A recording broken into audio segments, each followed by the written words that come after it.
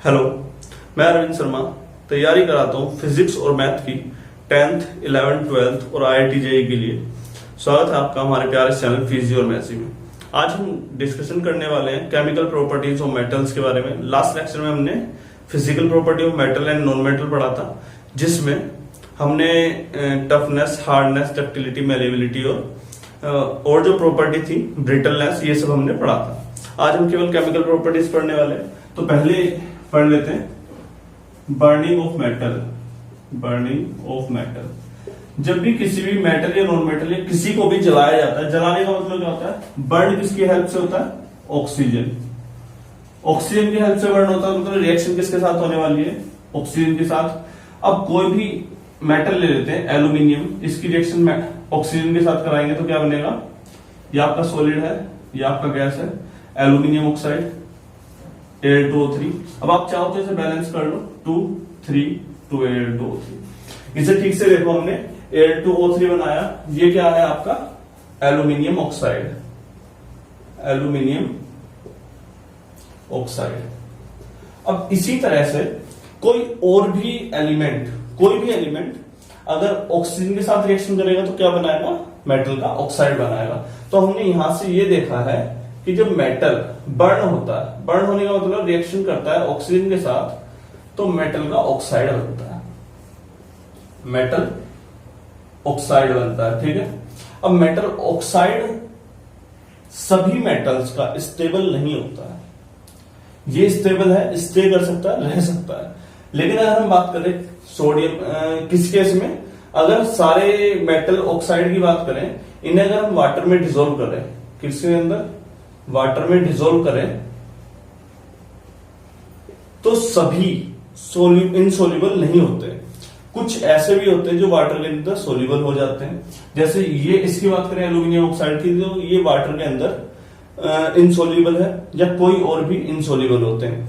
लेकिन सोडियम, जो एक अल्कली मेटल्स है, और मैग्नीशियम, कैल्शियम, पोटेशियम, इनके जो ऑक्साइड होते हैं ये उतने स्टेबल नहीं होते वाटर के अंदर जाकर। ये किसमें कन्वर्ट हो जाएंगे?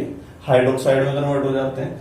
अगर वाटर में सोल्यूबिलिटी की बात आ जाती है, तो मैक्सिमम जो आपके मेटल के ऑक्साइड होते हैं वाटर के अंदर इनसोल्यूबल होते हैं, अदरवाइज सब सोल्यूबल होते हैं। जैसे सोडियम की रिएक्शन कराए सोडियम की ऑक्सीजन के साथ, तो क्या बनता है? Na2O बनता है। 2, यहां पर कितने हैं? यहां रिएक्शन बैलेंस करो जल्दी से, 4 हो गया। Na2O सोडियम ऑक्साइड बना।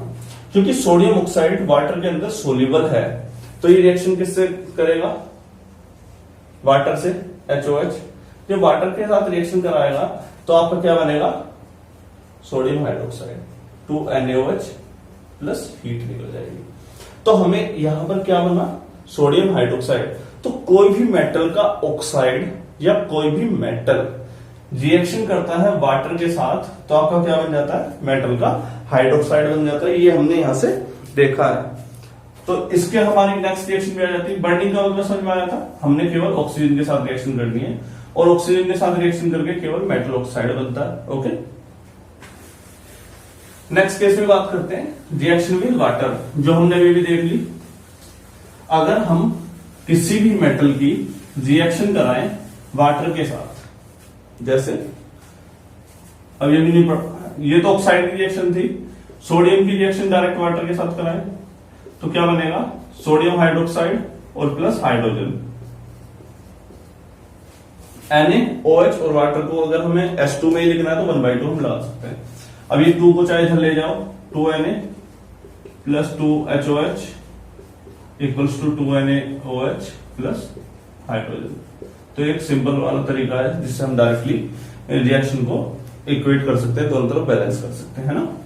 पोटेशियम की बात करें K2O, या पोटेशियम की डायरेक्ट रिएक्शन कराएं वाटर के साथ, तो ये भी आपका पोटेशियम हाइड्रोक्साइड बनाएगा, KOH बनाएगा, और आपकी हाइड्रोजन बनाएगा।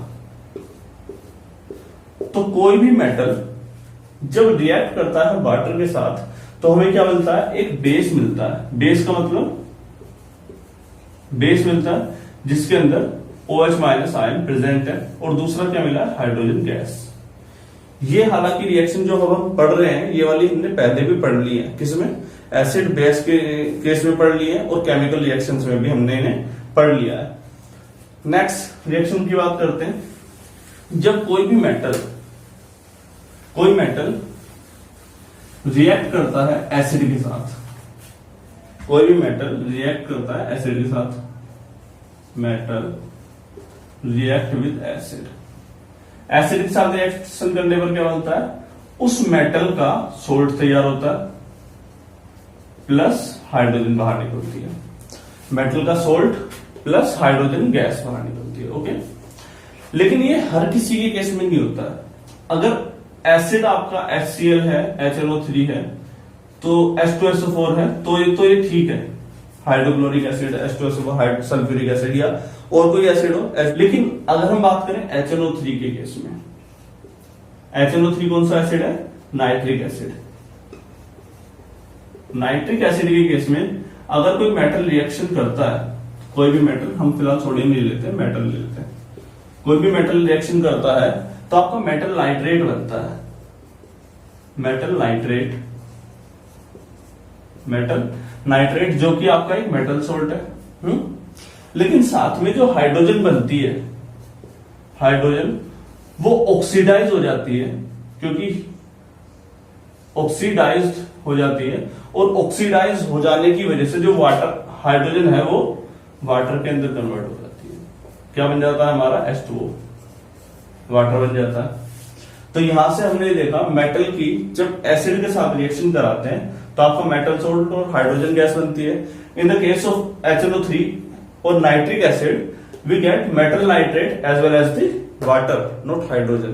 तो आपको हाइड्रोजन नहीं दिखानी, क्या दिखाना है, उसका ऑक्सीडाइज होकर के वाटर में कन्वर्ट हो गया।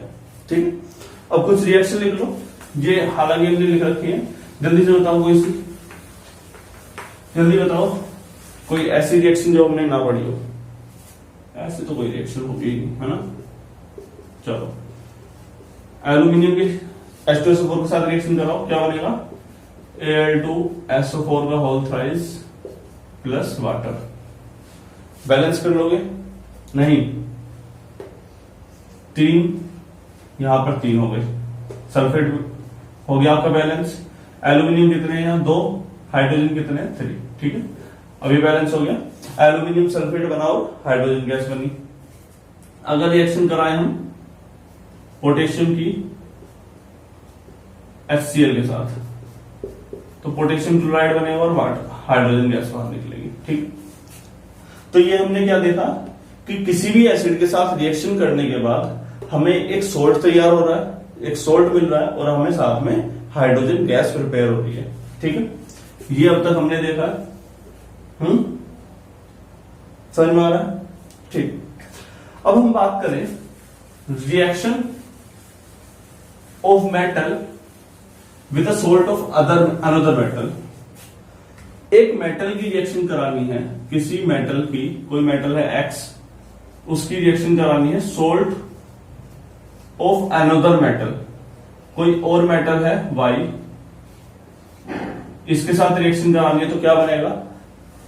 इस केस को समझने के लिए हमने एक रिएक्टिव सीरीज पढ़ी थी, अगर याद हो, sodium, potassium, magnesium and so on, hydrogen, फिर नीचे Hg, Ag, Au, ऐसे करके, याद है, ऐसे रिएक्टिव सीरीज पढ़ी थी, काफी बड़ी थी, और हमने ये कहा था कि जो भी एलिमेंट इस रिएक्टिव सीरीज में ऊपर है, रिएक्टिव सीरीज में ऊपर है, वो ज्यादा एक्टिव है। वो कैसा है, एक्टिव,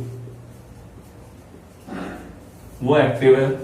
और जो नीचे है Ag, Au, कॉपर, यहां पे कॉपर भी होगा, कॉपर, ये सब कैसे हैं, इनसे कम एक्टिव है, एक्टिव है, लेस एक्टिव है।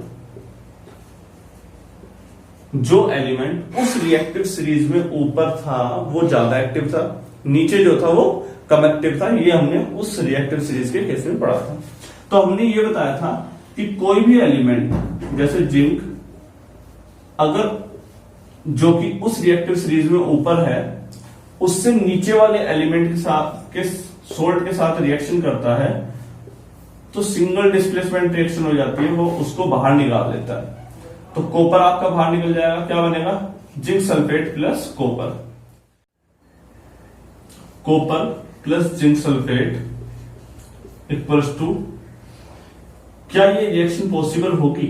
इससे पहले जो हमने रिएक्शन पढ़ी थी जिसमें जिंक की आपने कॉपर सल्फेट के साथ रिएक्शन करा के जिंक सल्फेट प्लस कॉपर बनाया, क्यों? क्योंकि जिंक उस रिएक्टिव सीरीज में जब जिसमें हम ऊपर से नीचे की तरफ जा रहे थे, कॉपर से ऊपर है, कॉपर से कहां पर है? ऊपर प्रेजेंट है, और ऊपर प्रेजेंट होने की वजह से उसके पास क्या है? स्ट्रेंथ ज्यादा है। ऊपर प्रेजेंट होने की वजह से उसके पास स्ट्रेंथ ज्यादा है। तो लेकिन कॉपर उस रिएक्टिव सीरीज में जिंक से नीचे, कॉपर उस रिएक्टिव सीरीज में जिंक से नीचे, तो इसके पास वो स्ट्रेंथ ही नहीं है कि वो जिंक को उसके सोल्ट से बाहर निकाल सके। तो इस रिएक्टिव सीरीज का काम समझ में आया कि एलिमेंट जो ऊपर है उसकी स्ट्रेंथ नीचे वाले एलिमेंट से ज्यादा होगी, तो reaction of one metal with another metal salt तभी पॉसिबल होगी जो पहला वाला मेटल है दूसरे वाले मेटल सोल्ट से ऊपर हो रिएक्टिव सीरीज में, अदरवाइज पॉसिबल नहीं होगी। इसके अलावा हमने किसी भी मेटल की रिएक्शन पढ़ रखी है बेस के साथ, जैसे एल्यूमिनियम की अगर हम सोडियम हाइड्रोक्साइड के साथ रिएक्शन कराते हैं तो सोडियम एल्यूमिनेट बनता है NaLO2।